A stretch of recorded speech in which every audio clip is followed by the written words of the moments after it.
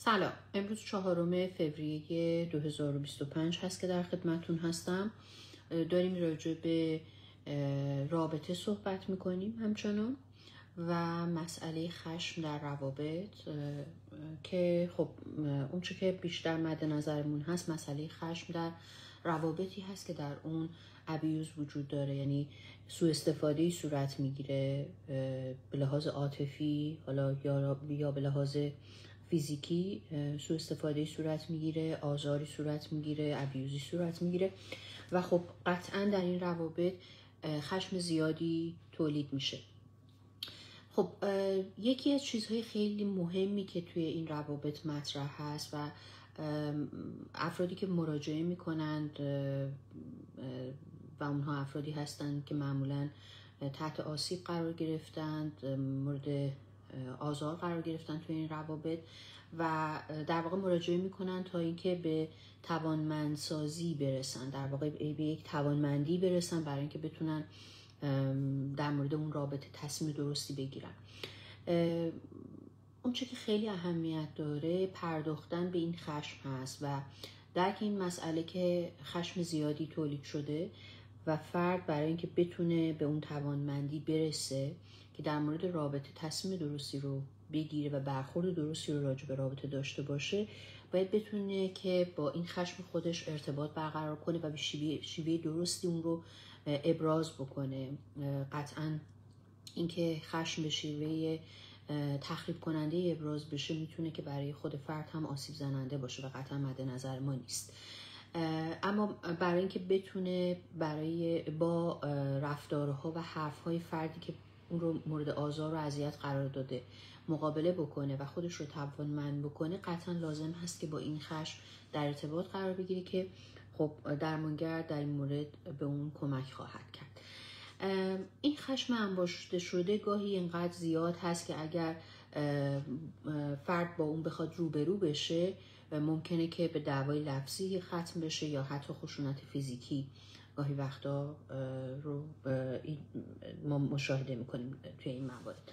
اما خب اگر اقدامات سازنده‌ای صورت بگیره و درمانگر به این فرد کمک بکنه، میشه امیدوار بود که این خشم به طرز درستی به سمت فردی که اون رو مورد آزار و اذیت قرار داده پیش بره.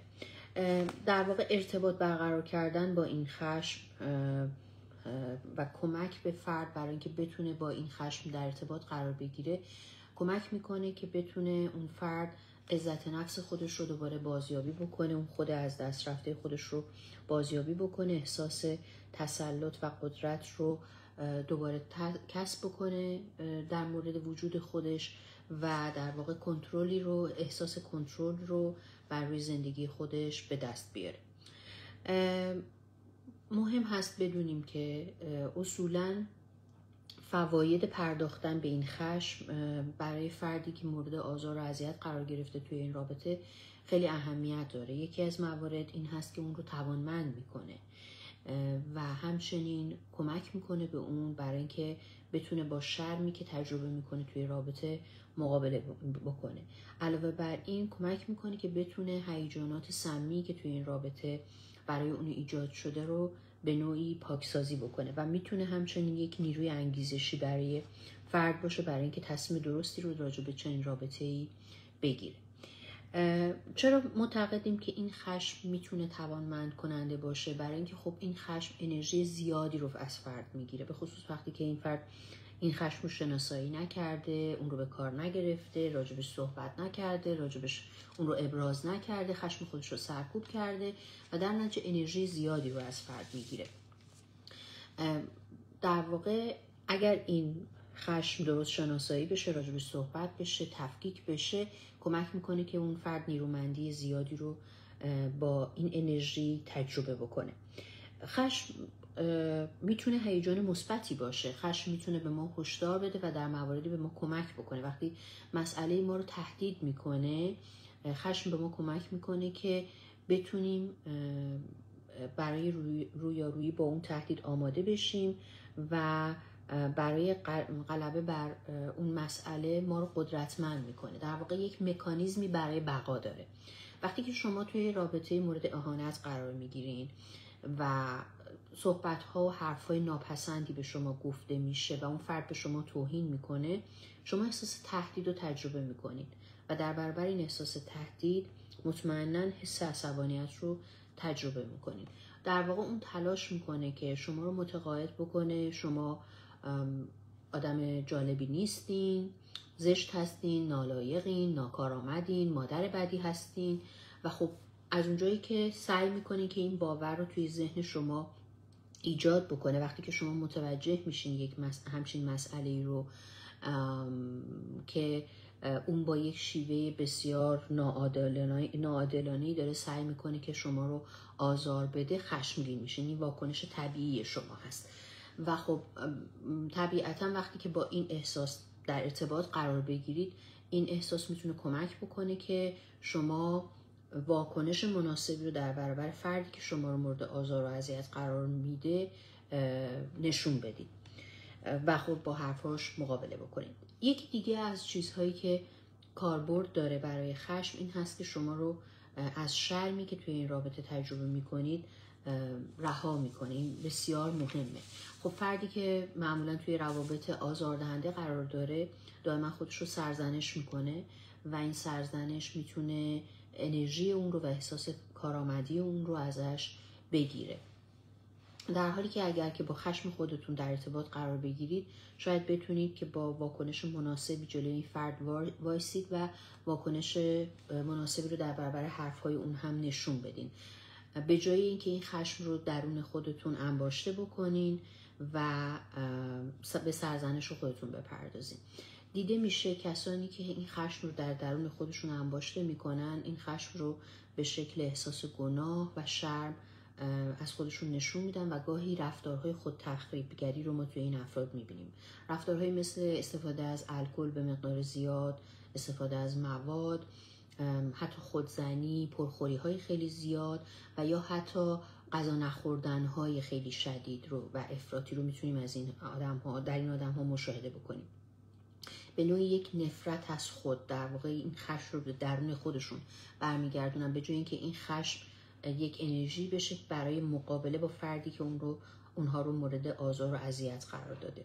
و خیلی از افراد این خشم، خیلی از موارد این خشم ابراز نشده تبدیل به افسردگی میشه و حتی بیماری های مختلفی که منشأ روانشناختی داره. به نوعی فرد احساس گناه داره، یک نوع خود سرزنشی رو باهاش روبرو هستیم، در حالی که اگر بتونه که این خشم رو به شیوه درستی به کار بگیره این اتفاقها نخواهد افتاد. خب خیلی از افراد یاد میگیرن که احساساتشون رو برای خودشون نگه دارن، راجبش صحبت نکنن، اما این احساسات از بین نمیره. این احساسات در واقع شاید بروز بیرونی رو ما درش نبینیم، اما این احساسات وجود داره و کار خودشون رو خواهند کرد و میتونن اثرات تخریبی روی ما داشته باشن. و علاوه بر این خشم میتونه تغییرات زیادی رو به وجود بیاره. خشم در واقع میتونه به عنوان یک نیروی محرکه بشه برای اینکه فرد بتونه به خودش کمک بکنه و خودش رو از این رابطه بیرون بکشه و این لازمش این هست که فرد بتونه با خشم خودش در ارتباط قرار بگیره. گاهی به تنهایی نمیتونه این کار بکنه و قطعا نیاز به کمک داره. من سپاسگزارم که با این برنامه همراه هستین. اگر سوالی داشتین میتونین در مسنجر فیسبوک برای من سوالتون رو مطرح بفرمایین. من در اولین فرصت در خدمتتون خواهم بود و پاسخگو خواهم بود. دوستانی هستن که نیاز به جلسات مشاوره و روان درمانی چه به صورت حضوری چه به صورت آنلاین دارن، میتونن با من تماس بگیرن با شماره 604 818 3071. دوستانی هستن که تحت پوشش برنامه سیبپ هستن، ویکتیم سرویسز، مورد خشونت واقع شدن، میتونن بدون پرداخت هزینه این جلسات رو داشته باشن، میتونن با من تماس بگیرن تا ببینیم که چطور میتونن جلسات رو داشته باشن. دوستانی هستن که تحت پوشش بیمه ICBC هستن، تصادفی داشتن و میتونن در کنار بقیه درمان‌هایی که دریافت میکنن این جلسات رو هم بدون پرداخت هزینه داشته باشن. دوستانی هم هستن که تحت پوشش ورک سیف BC هستن، میتونن با من تماس بگیرن برای داشتن این جلسات بدون پرداخت هزینه و با شماره 604 818 3071 میتونید تماس بگیرید. دوباره تکرار میکنم 604 818 3071. همه شما رو به خدای بزرگ میسپارم تا روز دیگه‌ای که با هم صحبت خواهیم کرد. روزگار همه شما خوش. خدا نگهدار.